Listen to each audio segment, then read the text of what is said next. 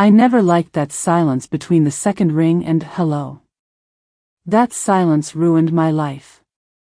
My name is Evelyn Mayfield. I'm 64.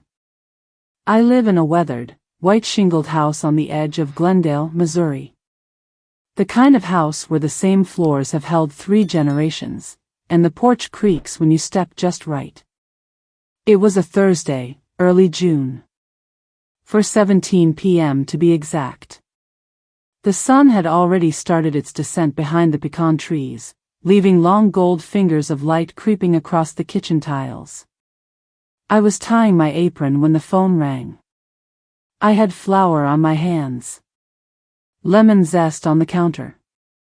Chicken resting in buttermilk. It was my quiet afternoon ritual. Baking something for no one in particular. Just for the comfort of doing it. The call came from Celia. Now, you have to understand. Celia is the older sister of my daughter-in-law, Victoria. Polite at family gatherings, always brought wine I couldn't pronounce and never drank. We'd never been close, never had lunch or even a decent one-on-one conversation. So when she asked to come over, just for a quick talk, I hesitated. Her voice on the phone sounded tight, like it was being pulled from her chest. Just us, she said. Please. Something in her tone made my stomach tighten. But I said yes. I even put out the good china. The set I only used for Easter and Christmas, cream white with soft blue edges. I made cucumber sandwiches, cut off the crusts, the way Celia had once offhandedly mentioned she liked them. And I baked a lemon loaf. Because it calms me. Because I needed the kitchen to smell like normal. By the time she rang the doorbell, the sun was filtered through my lace curtains, laying soft patterns on the wood floor. I wiped my hands on my apron, glanced at myself in the mirror by the hallway. Hair neat. Lipstick subtle. I opened the door. She stood there clutching her purse like it held the secret to everything. Her makeup was uneven, something rare for someone like her, and her eyes were glassy, red at the rims. Celia, I said, stepping aside. Come in. Thank you, she whispered. I led her to the kitchen. The sandwiches were arranged in triangles. Tea steeping in my porcelain pot. The lemon cake still warm. She sat but didn't reach for anything. I made your favorite, I said gently, sliding the plate toward her. She gave me a brittle smile but didn't touch it. Her hands were shaking. Celia, I said softly. What's wrong? She looked up. And for the first time, I saw her as something more than Victoria's sister. Her green eyes were swimming in guilt. And behind the guilt, fear. A deep, raw fear that didn't belong to someone simply caught in a family mess. I don't know how to start this, she said, voice barely audible. Start anywhere, I replied. I'm listening. She took a breath like she was preparing to go underwater. It's about Victoria, she said. And Richard. And just like that, the air in the room changed. The kettle clicked off behind me. The sunlight on the floor seemed too bright. Too sharp. I didn't speak. I didn't move. Celia reached into her purse and pulled out a crumpled napkin. She didn't look at it, just twisted it between her fingers. I saw them, she continued, staring down. Together. Not like family. My hands were still in my lap. Neatly folded. Trained. Where? The cafe on Chestnut. 2 weeks ago. Near Richard's office. I didn't mean to walk in. I was just picking up a to-go order. She swallowed hard. Her voice cracked. They were holding hands. Laughing. And then they kissed. It wasn't just one of those cheek things. It was familiar. Intimate. Like people who've done it before. Like they'd been doing it for a while. I felt something shift inside me. Not shatter. Not explode. Just shift. Like a floorboard giving slightly underfoot. But my voice came out steady. Are you sure? She nodded, tears slipping past her mascara. I asked Victoria. I confronted her. She didn't deny it, Evelyn. She laughed. She said it wasn't my place to interfere. And she said some things about you I don't want to repeat. But you need to know. She's been working on him for months. I blinked. Slowly.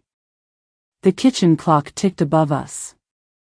She married Daniel to get close to the family, Celia said, almost in a whisper now. To the house.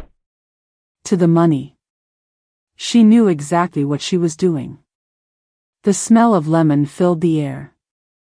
A breeze rattled the wind chime outside the window. I stared at the teacups. The sandwiches. My whole life was laid out neatly on this table, like always. But something was rotting underneath. I finally looked at her. Why are you telling me this? Celia looked up, pain etched across her face. Because you're the only one who doesn't know. Because you've been nothing but kind to all of us. Because it's wrong. And that's when it hit me. Everything I'd ignored. The cold dinners. The mysterious late meetings.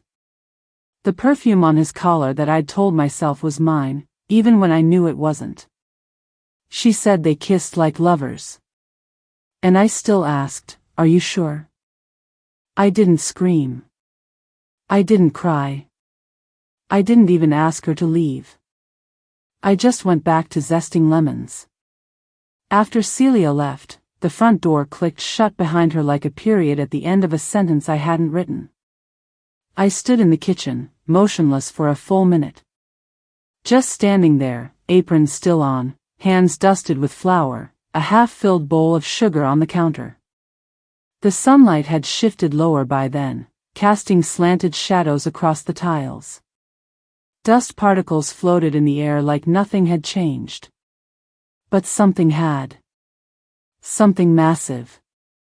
I walked over to the sink and turned on the tap. Washed my hands slowly, deliberately. The water was lukewarm. I didn't bother adjusting the temperature. I just needed the rhythm. The sound. The motion. My hands moved on their own. Rinse. Lather. Rinse again.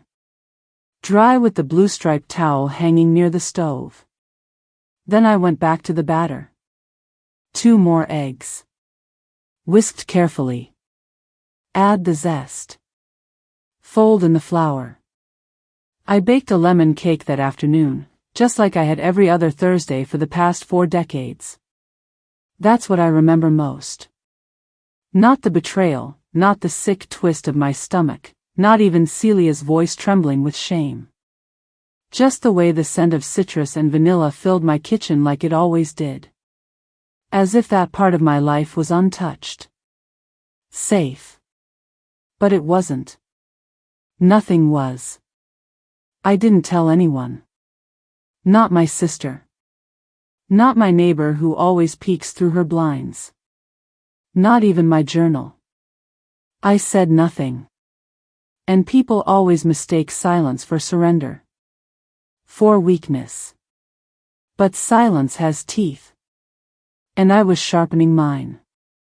That night, I served Richard dinner like I always did. Fried catfish, collard greens, and cornbread still warm from the oven. His plate was already set when he walked in, loosened his tie, and kissed my cheek with lips I now knew had kissed another woman. A younger woman. Our daughter-in-law. Smells good, he said, sitting down at the table, flipping through mail like nothing in his world had shifted. Because it hadn't. Not yet. I sat across from him, hands folded, nodding when appropriate, smiling where expected. I asked him about work. He talked about spreadsheets and quarterly targets. I refilled his iced tea. He never looked up. That was the hardest part. Not the pretending. I'd been pretending for years. But seeing how easy it was for him to lie. Right to my face. Knowing what I now knew. After dinner, he went into the den. ESPN, volume too low to really hear. Just enough to fill the silence. I cleaned the dishes. Dried them one by one. Put each fork, each plate, each glass back in its place with a care that bordered on reverence. Not because I loved the task, but because I needed the noise. The clinking of ceramic. The soft whir of the dishwasher. The squeak of the cabinet hinge that had never been quite right. At 10:12 p.m., we went to bed. He turned off the lamp and fell asleep almost instantly. I laid there beside him, wide awake, eyes fixed on the faint crack in our bedroom ceiling. It looked like a river. A crooked line that split the plaster in two. How long had it been there? And how long had he been this person? The next morning, I woke up before him. Made coffee. 2 cups. 1 for each of us. Just like always. I buttered toast. Laid out the newspaper. He didn't notice I was watching him closer now. Measuring every movement. Noting every glance at his phone. The new cologne. The shirts I didn't remember buying. The receipts he never used to leave in his pockets. I wasn't looking for heartbreak anymore. I was collecting evidence. Victoria came by that Saturday. She brought almond croissants and smiled like the devil dressed for brunch. She complimented my flowers. Hugged me just a second too long. Her perfume lingered on my cardigan. She sat at my kitchen island, crossing her legs delicately. She asked if Richard and I were planning a vacation. Said we looked a little distant at the last family dinner. I smiled. Said we were fine. Said marriage has seasons. Said we'd been through worse. She nodded knowingly, sipping her coffee like she owned the whole damn world. And I watched her. The way she spoke with too much control. The flicker of satisfaction she tried to hide when she mentioned needing a change of scenery. The way her eyes lit up, not with joy, but with calculation, when I mentioned Richard would be home soon. Everything about her was a performance. But I'd spent 42 years watching performances. Hosting, smiling, smoothing things over. If there was one thing I knew, it was how to spot a woman playing a role. She thought I didn't know. But I was already taking notes. She walked in wearing my husband's cologne. And smiled like she was doing me a favor. Sunday dinner had always been tradition in our family. A quiet, lingering ritual that made the week feel grounded. For years, I cooked without question. Roast, potatoes, green beans, cornbread. Napkins folded.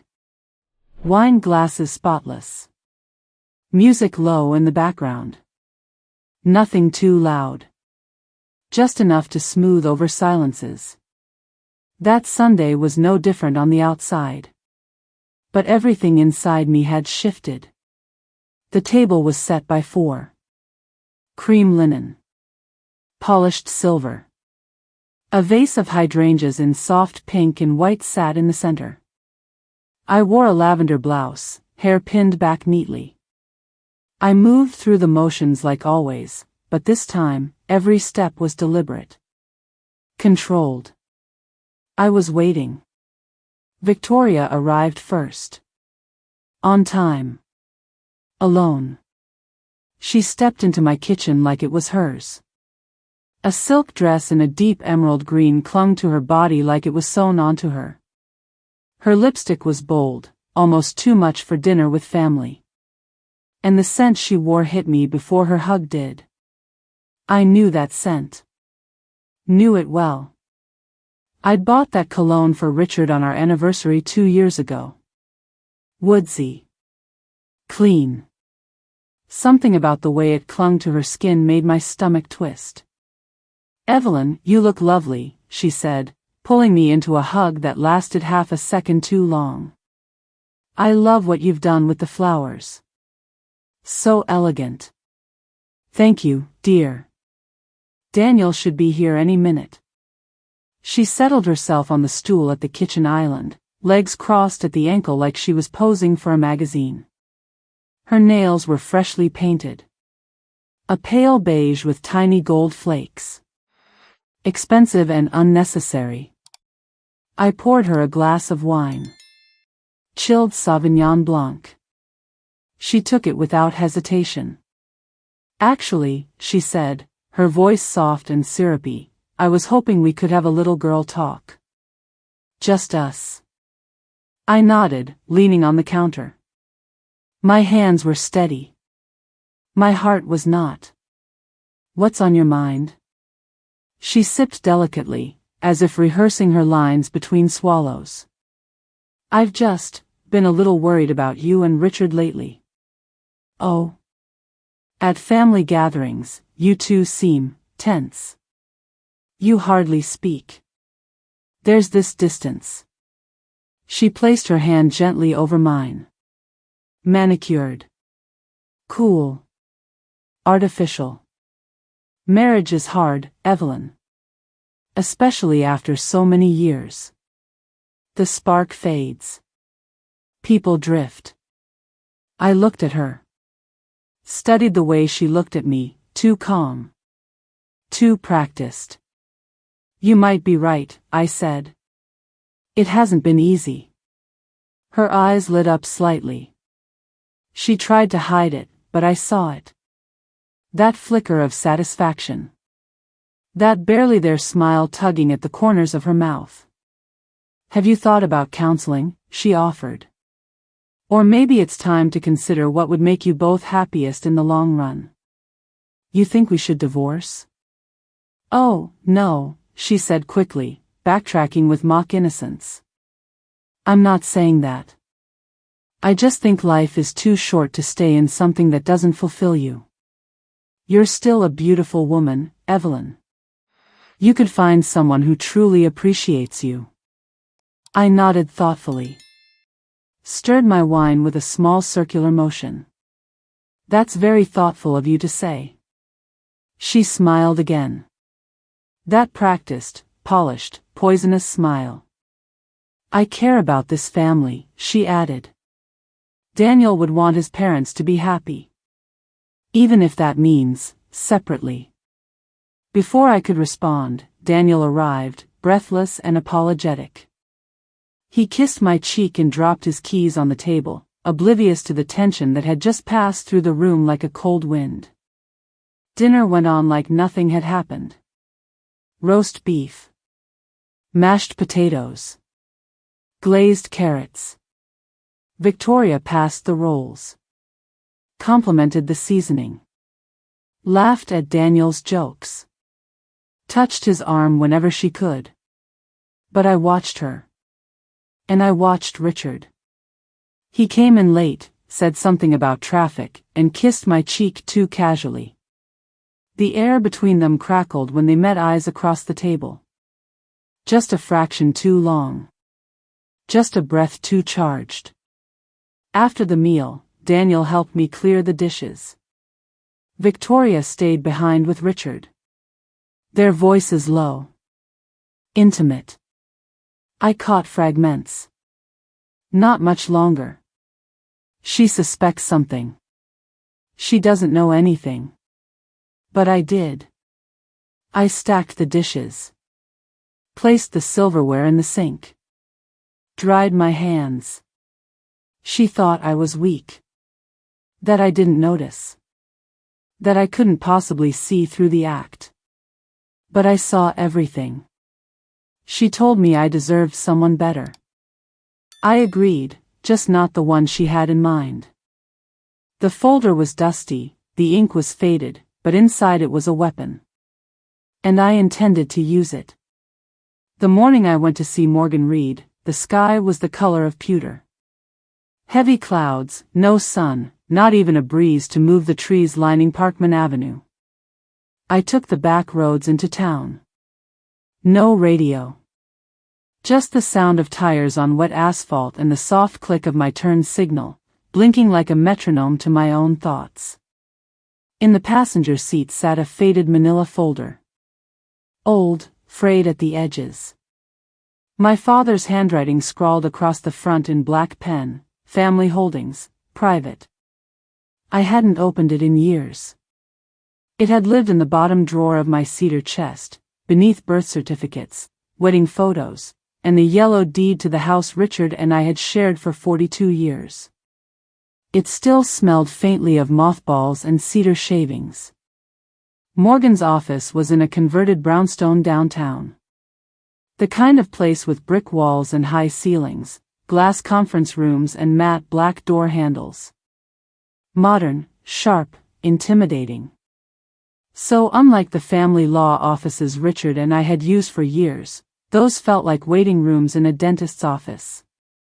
She greeted me with a firm handshake. Late 30s, sharp eyes, dark hair pinned back.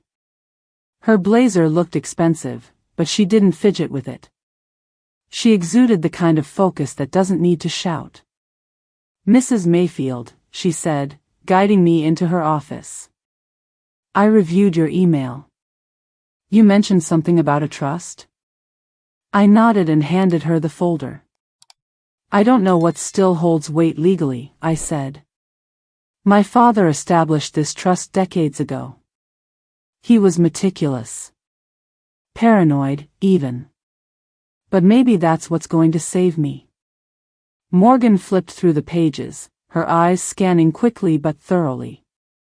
She stopped twice to make notes in a small leather-bound notebook. Her expression didn't change, but I noticed the corner of her mouth twitch once, just slightly. "Your father was smart," she said finally. "This trust is airtight. Dated, yes, but legally sound. And it includes some highly specific language." She leaned forward slightly. "Did you know there's a clause in here that limits inheritance to direct bloodline? That means your husband, well, soon-to-be ex, has no claim to anything under this trust. And..." She flipped another page. "There's a morality clause tied to infidelity. If the marriage dissolves because of adultery, the offending party forfeits any stake in the trust assets." I sat still for a moment.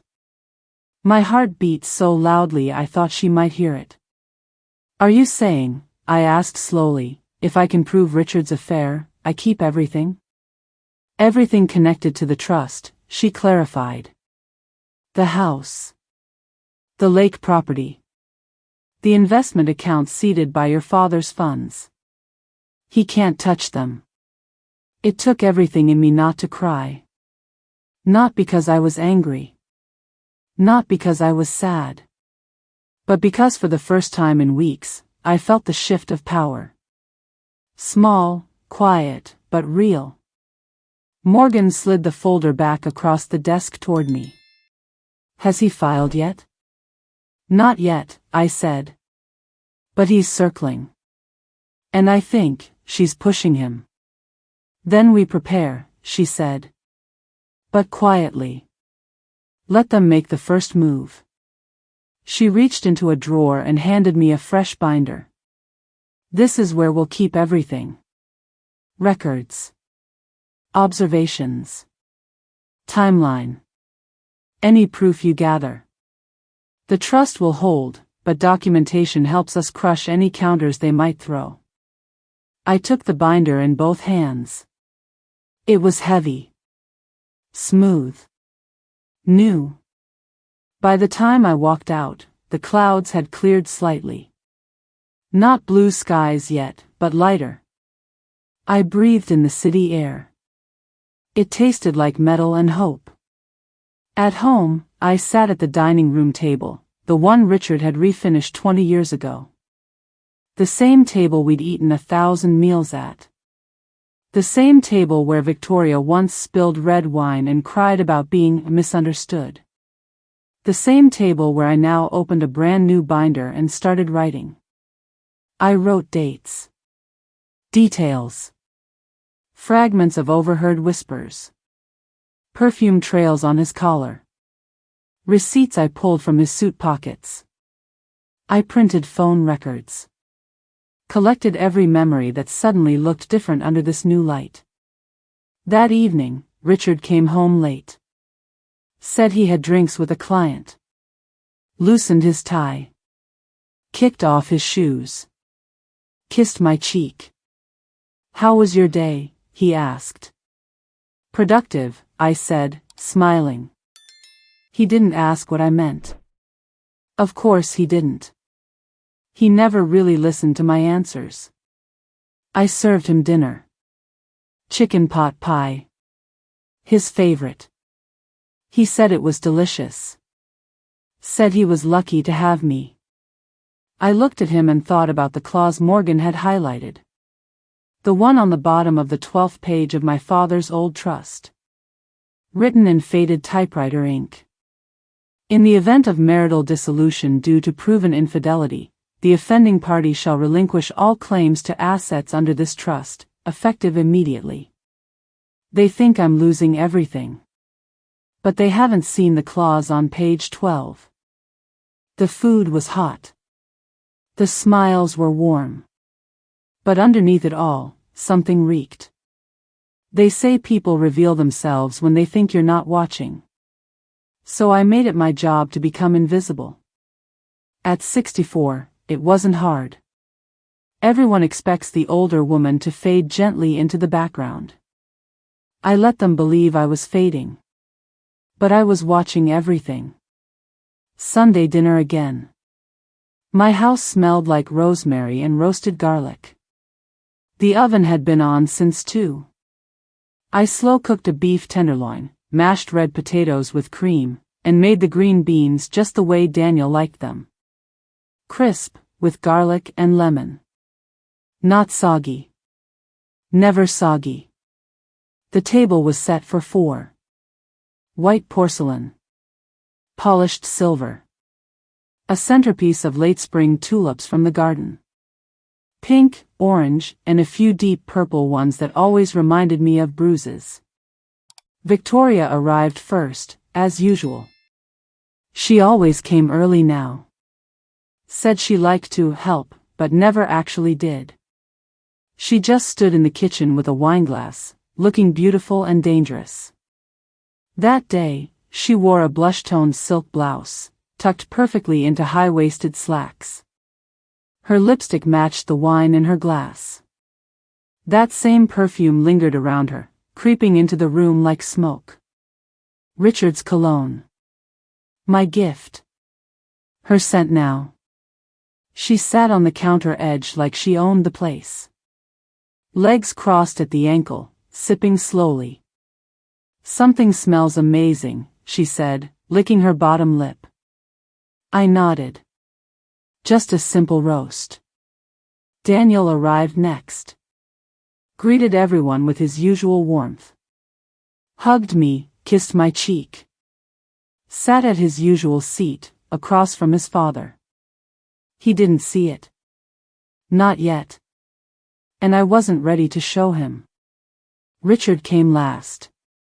Shirt sleeves rolled up, tie stuffed in his pocket like he forgot it was there. He kissed my cheek out of habit and sat next to Victoria. She passed him the bread basket before I even set it down. "Your favorite, honey," she said sweetly. Honey. He chuckled and reached for a roll, not even glancing my way. We began to eat. I watched them through the steam rising from the meat. They didn't touch. Not in front of Daniel. But they looked. Little glances. Fleeting, but frequent. His foot shifted closer to hers under the table. Her smile tightened when I poured Richard another glass of wine. Possession disguised as politeness. The conversation was shallow. Weather. Work. A possible vacation Daniel and Victoria were planning. Somewhere warm, she said.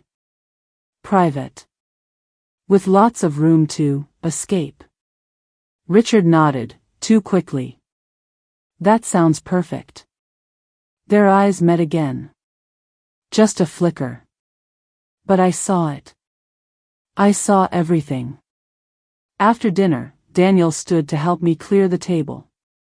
He'd always been thoughtful like that, even as a boy. Victoria stayed seated. So did Richard. They leaned in to whisper something, and I caught fragments between the sound of dishes clinking in the sink. We can't keep this up much longer. She's starting to suspect. She doesn't know anything. Wrong. I dried each plate slowly, deliberately. My fingers traced the ridges along the china's edge. The same dishes my mother gave me on my wedding day. The same ones I used for every anniversary dinner. They'd survived 4 decades. I wasn't sure I would. In the den, after dinner, Victoria curled up on the couch beside Daniel. But her eyes darted toward the hallway every time Richard walked by. He avoided me. Kept his head down. But I noticed the smell of her perfume on his shirt when he passed. Later that night, while Richard showered, his phone buzzed on the nightstand. I didn't touch it. I didn't need to. I already knew. I lay awake beside him, staring at the ceiling. Listening to the sound of the fan blades slicing through silence. How do you fall asleep next to someone who's already left you? The next morning, he left early. Said he had a breakfast meeting. I stripped the bed. Washed the sheets. Lit a candle in the kitchen and scrubbed every surface. Not to clean. Just to think. My hands needed something to do while my mind catalogued everything. Their glances. The stolen words. The scent trails. The shared smirks when they thought no one noticed. I noticed. Every smile. Every touch. Every loaded silence. Every meal was a lie. But I knew which bite would be the last. The morning of the meeting, I made oatmeal like I always did. Rolled oats, a touch of brown sugar, a splash of cream. I ate alone, slowly, letting the spoon rest between bites. Richard had already left. He'd left in more ways than one, but that morning, he was physically gone, said he had errands before our appointment. I rinsed the bowl. Wiped the counter. Dried my hands on the dish towel embroidered with a faintly faded E, stitched by my mother nearly 4 decades ago. The suit I chose was soft gray. Conservative. Fitted, but not tight. I pinned on a small brooch at the collar. My mother's. Pearled petals in a circle, slightly tarnished now. I wore nude lipstick. No mascara. Just enough face to look composed, but not like I was trying to impress. The building was on Main, next to the old bank, a block from where Richard and I had bought our first coffee table in 1981. Back when we didn't even have a couch yet. Peton and Associates. 5th floor. A tall, sleek man in a navy suit greeted me at the reception desk. His handshake was firm but not warm. Mrs. Mayfield, we're ready for you. The conference room was colder than expected. Long walnut table, polished to a mirror shine. Glass water pitchers. Coasters already placed. A tray of cookies someone thought would soften the mood. Richard was already seated, legs crossed, tie straight. Victoria sat next to him, her hand resting lightly on Daniel's knee. Daniel looked confused. Hollow. Like someone had let the air out of him. He glanced at me with concern. You okay, Mom? I smiled gently. Of course, sweetheart. Richard cleared his throat, as if rehearsing a speech. Let's just keep this respectful. We're all adults here. I nodded. That's all I've ever asked for. Peton began. He was exactly what I expected. Smooth, articulate, with a tone that tried to sound neutral but couldn't quite mask the quiet smirk. A country club man, the kind who plays tennis at lunch and calls it work. We've prepared a fair division of assets, he said, sliding a thick folder across the table. Given Mr. Mayfield's role as primary provider and the maintenance costs associated with the main property, we suggest. I stopped listening. I already knew what it said. The downtown condo for me. Half of the liquid accounts. A modest alimony. Everything else, house, business, lake cabin, trusts, staying with Richard. Peton droned on about practicality and continuity of leadership. Victoria dabbed at her eyes with a monogrammed tissue. Daniel looked like he was trying to disappear into his chair.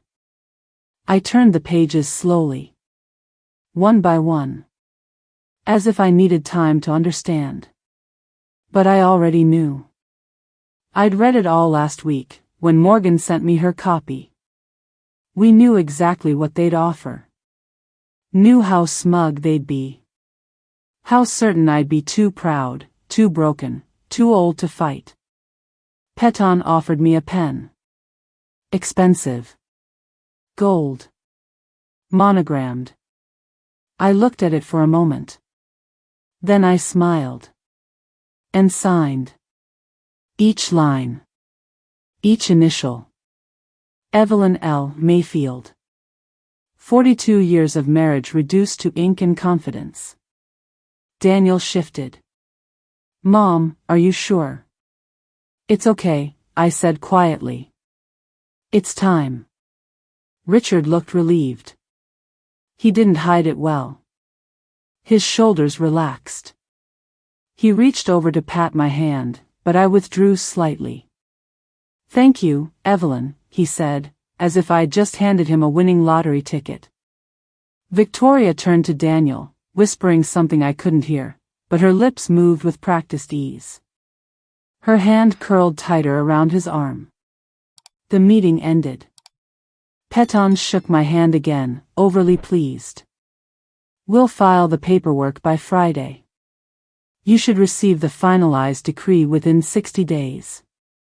I walked out into the hallway, calm. A little tired. The sun had moved slightly, slanting in through the tall lobby windows, turning the marble floor into a grid of gold and shadow. Outside, I sat on the bench by the parking garage. The air smelled like summer asphalt and exhaust. I took out my compact. Checked my lipstick. Not a smudge. Daniel came out a few minutes later. Stood beside me, hands in his pockets. Are you really okay? I looked at him, this man I raised, this boy with my father's eyes. I'm okay, I said. Sometimes letting go isn't weakness. It's strategy. He furrowed his brow. Strategy? They think I signed away my life. I closed the compact and placed it gently in my purse. I had just bought time. He didn't knock. He just walked in, holding his phone like it was a gun that had gone off in his hands. It was late afternoon when Daniel came to the house. The sky was overcast. Heavy clouds but no rain yet. The kind of gray that presses low on your shoulders, makes you hold your breath without realizing. I was in the kitchen, folding dish towels and listening to the hum of the old refrigerator. A lemon pound cake cooled on the counter. Not for any reason. Not for anyone. Just for the sake of normal. The front door opened too fast. Slammed harder than usual. He stood in the entryway, chest heaving, still wearing his work shirt, but the buttons were uneven. One sleeve pushed up, the other still cuffed. His eyes were red. He didn't speak at first. Just held up his phone and looked at me like I was the last solid thing in a world that had started to melt. "Mom," he said finally. "I need to ask you something. But first, I need you to see this." He stepped forward and turned the phone toward me. The screen lit up with a conversation I wish I could forget. It was Victoria. And Richard. The messages were weeks old. Months, maybe. They were careful, never using names. But the way they wrote to each other, no one had to say, "I love you," for you to know what they meant. There were dates. Late-night rendezvous. Restaurant receipts. Private jokes. And photos. Nothing explicit, but enough. Too much. Daniel lowered the phone. His hands were shaking. "I found them this morning," he said. "She was in the shower. I don't even know what made me look. Something just felt off." I pulled out a chair and sat down slowly. He stayed standing. "Tell me I'm wrong," he said, voice breaking. "Tell me I'm imagining this." I couldn't. So I didn't. Instead, I stood up and wrapped my arms around him, like I used to when he scraped his knee at 5 years old and thought the world was ending. He was 35 now. Taller than me. Stronger. But in that moment, he folded into me like a child again. "She told me she loved me," he whispered into my shoulder. "She married me." "I know," I said. His body stiffened. "You knew?" I nodded. Pulled away gently. Guided him to the table. Sat down across from him. "I've known for a while. Celia told me first. Then I watched. I listened. I didn't want to believe it either." His eyes filled again. "Why didn't you tell me?" "Because I needed to be sure," I said. "Because sometimes when you rip off the mask too soon, all you do is cause more pain." I wanted to wait. Until I had proof. Until I knew what I was really dealing with. He ran a hand through his hair. Leaned forward. Elbows on the table. "So you've just been pretending?" "Yes," I said simply. Playing the role they thought I was born for. The sweet, silent wife. The docile mother. Letting them think they had the upper hand. He let out a bitter laugh. "God, I thought I was the idiot. Sitting at dinners watching her butter his bread, thinking it was just close family." "You weren't the idiot," I said softly. "You were the only one still believing in good." He looked at me for a long time. "How are you so calm?" I reached for the cake. Cut 2 slices. Plated them with care. Pushed one across to him. "Because if I start screaming now, I won't stop. And because you're here. And that means they haven't taken everything." He picked up the fork. Held it like he didn't know what to do with it. "I don't know how to move forward," he said. "One day at a time," I replied. The wind outside picked up. Rattled the old window panes. The first raindrop tapped against the glass like a fingertip. He stared at the phone again. Then turned it off. Set it face down on the table. "I feel like a fool." I looked at him. He thought he was the fool. He had no idea how long I'd been playing dumb. It looked like my signature. The loops, the pressure, even the flick of the Y. But I never signed that page. The morning Sage returned. The house was quiet. I'd just finished washing the breakfast dishes. The kitchen still smelled of buttered toast and orange marmalade. A breeze pushed through the open window, carrying the scent of cut grass and something faintly metallic. I heard the knock, 3 sharp taps, and I knew before I opened the door it would be her. Sage stood there with no makeup, hair tied back in a loose knot. She held a worn manila envelope in both hands, clutching it like it might burn her fingers. Her eyes were red but dry. And this time, there was no pretense in her voice. "Can I come in?" I nodded and stepped aside. She walked in like someone visiting a crime scene, her steps small and careful. She didn't take off her coat. Just sat at the kitchen table, the envelope resting between us like a sleeping animal we were both afraid to touch.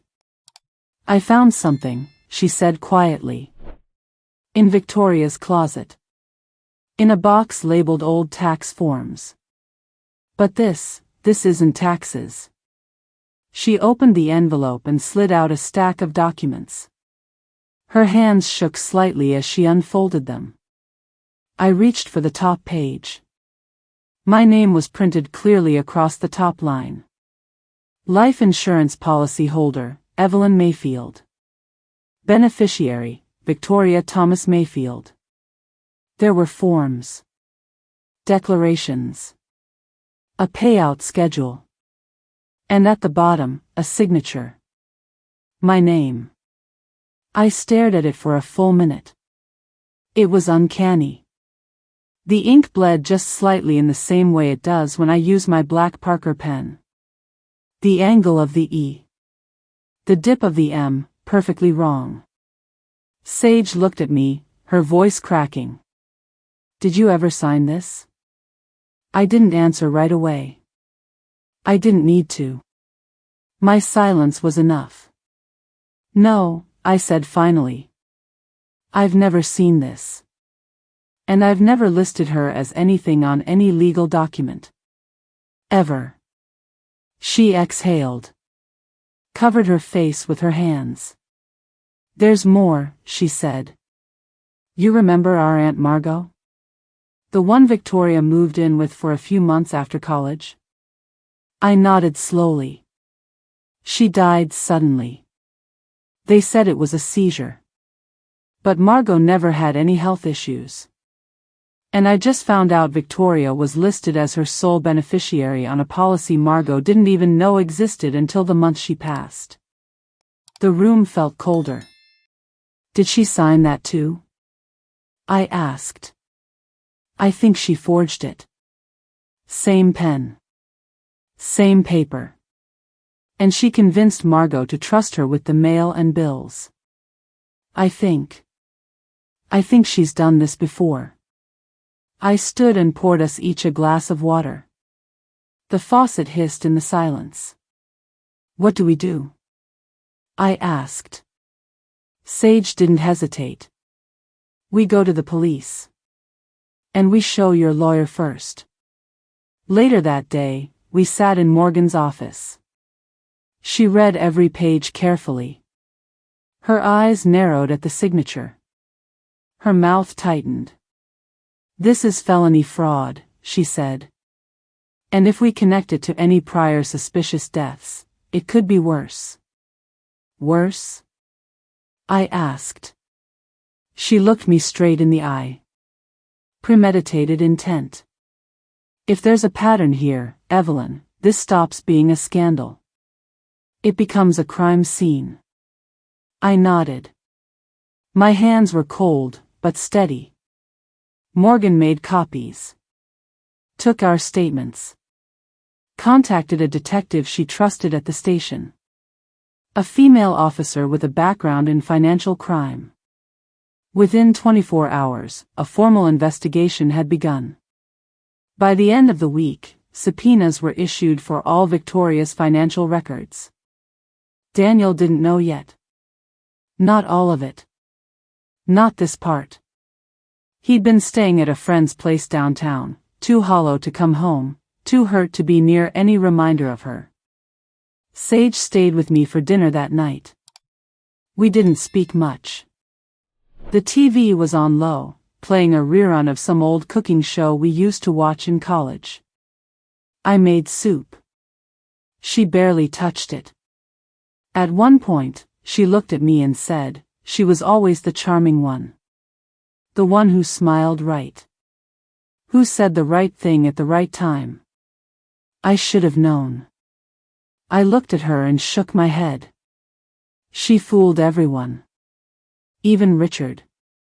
Especially him. We sat in silence for a while. The kitchen clock ticked steadily. The documents were still on the counter. I'd read them 10 times, but it still didn't feel real. She forged my name. But she couldn't fake a soul. I didn't need to be there to win. Some wars are won from the porch. The day they showed up with the moving truck, the sky was too blue. One of those cruel, clear mornings that pretends to be peaceful while something awful's about to happen. I was upstairs in the guest room, folding laundry. Sage was in the kitchen making coffee. Daniel had spent the night on the living room couch. None of us had really slept. I heard the rumble of the truck before I saw it. Then the sharp screech of brakes, like something in protest. "They're here," Sage called out. I didn't move. Let them wait. From the second-story window, I watched it all. A 26-foot rental truck, backed crooked into the gravel driveway, its rear door already open. 2 young men stood at the back, clearly confused. They hadn't expected a reception.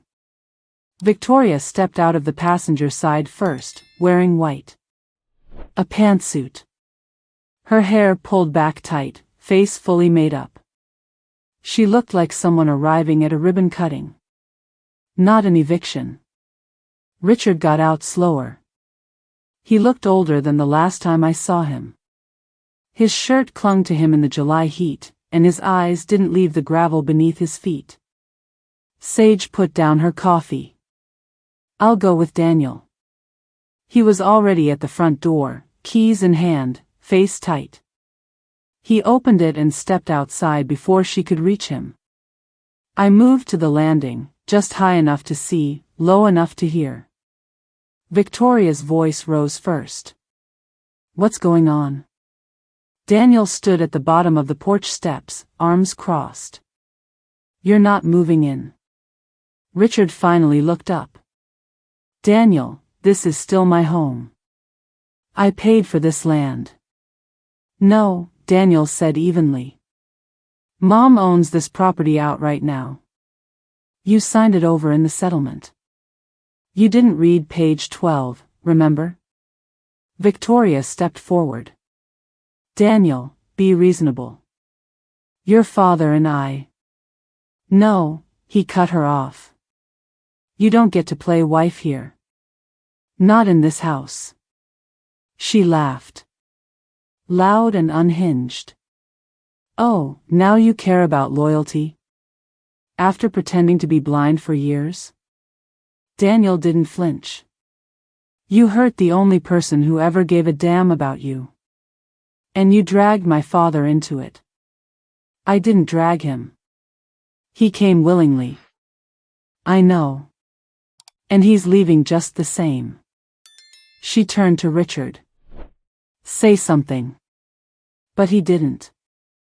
Just looked at the house. At the porch. At the front door that had once been his.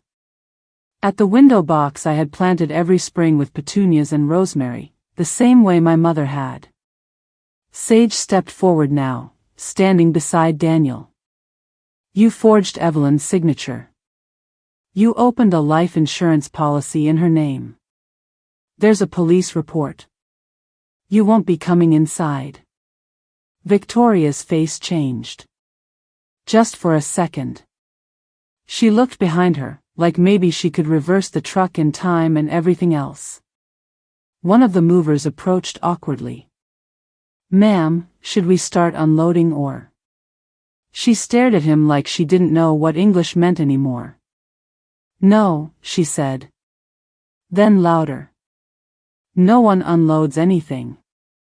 She turned back to Daniel. "You'll regret this." He smiled sadly.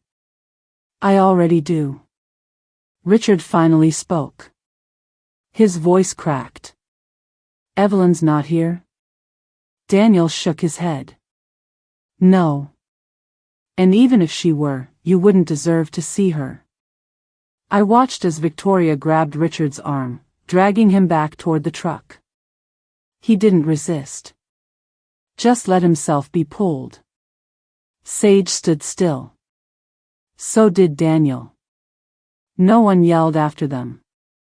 No one cursed. They got back in the truck and drove away. The gravel crunched under the tires. The dust didn't even bother to rise. Inside, the house was still. Warm. Safe. I walked down the stairs. Sage was at the sink again, rinsing out her mug. Daniel came back in through the front door, face unreadable. "They're gone," he said. I nodded. He sat at the kitchen table and rubbed his temples. For a long time, we said nothing. Just listened to the old house breathe. Then Daniel looked up at me and asked, "Do you think they'll ever come back?" I folded a towel and placed it in the linen drawer. This was never your home. And it never will be. The doorbell rang at 7:12 a.m. I was steeping tea. They didn't knock. They came to take. It was a Thursday. The kind of crisp fall morning that made everything feel too still. I was in the kitchen, barefoot on the tile, a cardigan wrapped tight around me. Sage had gone for an early walk. Daniel had left the night before, said he needed a night alone to think. The house was silent except for the soft burble of the kettle and the old refrigerator humming its usual tune. The doorbell wasn't loud, but it was sharp. Like something that didn't belong in that peaceful hour. I opened the front door and saw them. 2 officers. Plain clothes. Badges visible. A third waiting by an unmarked car. One of them, Detective Sanders, nodded politely. "Mrs. Mayfield. We're here regarding the ongoing fraud investigation. We've just served warrants at Mr. Mayfield's condo and Ms. Thomas Mayfield's residence." I blinked once. Felt nothing. Did they? I didn't finish the question. He nodded again. "They're both in custody. Processing began an hour ago." I stepped aside. Not because they asked. Just because I needed to sit. They didn't come in. Just stood there, giving me space. Respectful. Professional. The opposite of the chaos that had led us here. The detective continued. "We've confirmed forged documents tied to 2 separate insurance policies. One connected to your name, one to the deceased relative, Margaret Langston. The death certificate from 2019 is being re-evaluated. There's suspicion it may have involved foul play. Aunt Margot. Sweet, silly Margot who trusted everyone. Who once sent Victoria a blank check as a graduation gift to buy something beautiful. I felt my hands tremble but kept them folded in my lap. And Richard? I asked. He hesitated. Accessory. At minimum. Evidence suggests he may have knowingly benefited from the fraud. There are signed joint accounts, emails, and recorded calls. We'll be sorting through it all in the coming days. I nodded. The kettle whistled faintly in the background. I didn't move to silence it. That afternoon, Morgan called. She was already 2 steps ahead, as usual. Said the trust was safe. That Richard's access had been legally severed. That Victoria's attempt to redirect the inheritance had failed thanks to the clause. Page 12. She's not just facing fraud, Evelyn, Morgan said. If they prove intent tied to that 2019 death, we're talking about involuntary manslaughter. Or worse. It didn't feel like victory. It felt like sand settling after a quake. You can breathe, but the ground will never feel the same again. Later, Daniel arrived. His face was pale. He hadn't shaved. His eyes were red, not from crying, but from staying up all night thinking too hard. Why didn't she just leave me? He asked, standing in the kitchen doorway. I didn't answer. Just poured him a cup of tea. Chamomile. His childhood favorite. She could have walked away. Started over. Found someone else. She didn't want love, I said softly. She wanted ownership. And control. And the kind of safety you can't buy without someone else's name. He nodded. Took the cup in both hands. Sat at the counter. We didn't speak for a long time. That evening, the news ran a short segment. No photos. Just a ticker at the bottom of the screen. Local woman arrested in insurance fraud case. Charges pending in possible suspicious death. They didn't say her name. Yet. But people would find out soon enough. Sage returned from her walk and stood behind me on the porch, watching the wind scatter dry leaves across the driveway. She did all this for money, she said. And now she'll trade it for time. Time behind bars. Time with herself. Time to finally face silence. I didn't feel triumphant. I felt tired.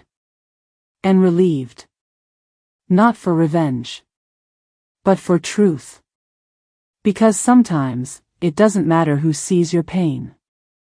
What matters is that it's no longer yours alone to carry. That night, I lit a fire in the fireplace. Opened the windows just enough to let the cool air mingle with the warmth inside. The house felt older. Wiser. I sat on the couch, sipping tea. Outside, the world kept turning. She played with trust funds. But justice had a longer memory. The plates were the same. The silverware was the same. But the silence, it was finally honest. Thanksgiving had always been a production in our house. Polished silver, pressed linens, the good china that only came out twice a year. Richard used to carve the turkey like he was performing surgery. Victoria handled the place cards, always insisting on themed name tags with tiny paper leaves. Daniel would bring wine he couldn't afford just to make Richard nod in approval. But this year, there were no place cards. No turkey jokes. No Richard at the head of the table. No Victoria wearing cranberry lipstick and false concern. And I didn't miss any of it. I woke up early that morning, before the sun. The house was quiet, still holding its breath in that gentle space before a holiday begins. I stood barefoot on the kitchen tiles, sipping coffee in the dark, letting the heat sink into my hands. Then, like clockwork, the day unfolded. I roasted the turkey myself. Seasoned it the way my mother used to, with thyme, lemon, and a bit of honey under the skin. The stuffing was cornbread based, the kind Daniel always asked for. Sage came by at 9 with a pie she'd baked from scratch. Apple, heavy on cinnamon. By noon, the house smelled like comfort. Like something healing. The dining room table, our old oak slab with the chip on the corner and the burn mark from a 1994 birthday candle, was set for 6. Just 6. No backups. No performative guests. There was Daniel, sitting across from me, a quiet steadiness in his shoulders. Sage beside him, her laugh a little freer these days. And 3 friends from church who had nowhere to go this year, one recently widowed, one newly divorced, one just lonely. We didn't talk about what happened. Not directly. But we didn't pretend either. Daniel gave the blessing. His voice was soft but clear. Gratitude isn't about what stayed. It's about what remained, he said. Sage looked at him. Something passed between them. Not romance, exactly. Not yet. But a warmth. A shared survival. We passed dishes without fanfare. No one checked their phone. No one waited for someone else's approval before speaking. The conversation floated easily: books, movies, someone's failed pie crust, laughter about a burnt yam casserole. At one point, I caught myself smiling. Fully. Not politely. Not cautiously. I realized I wasn't performing anymore. I wasn't protecting anyone from a truth too heavy to carry. I was just living. The fireplace crackled gently in the background. One of the guests brought her violin and played a short melody after dessert. The notes lingered like smoke. When the evening ended, and the dishes were drying in racks, and the guests had hugged me goodbye, Daniel lingered in the kitchen, staring at the window over the sink. Feels different, he said. It is, I replied. He turned to me. I've been thinking about moving back for a while. Not here, exactly. Just, closer. Maybe start fresh. With someone who actually sees me. His voice was quiet, but sure. My chest tightened, but not with fear. With something like pride. I nodded. You deserve that. He smiled. Then added, Sage might stick around too. My eyes met his. I didn't say anything. Just kept wiping the countertop with slow, even strokes. When he left, the house settled into a new kind of quiet. Not lonely. Just still. I walked back to the dining room. The candles had melted halfway down. The tablecloth was stained with gravy and laughter. And I thought of everything that had been stripped away. Everything that had burned. Everyone who had left or been taken. And I realized. Sometimes, what survives the fire is what was worth saving. The door still sticks in the corner when it rains. But now, it opens to something that finally feels like mine. 6 months. It doesn't sound like a long time. Just 2 seasons. A shift from winter chill to early summer warmth. But in 6 months, everything in my life turned inside out. And somehow, the pieces that remained, fit better than before.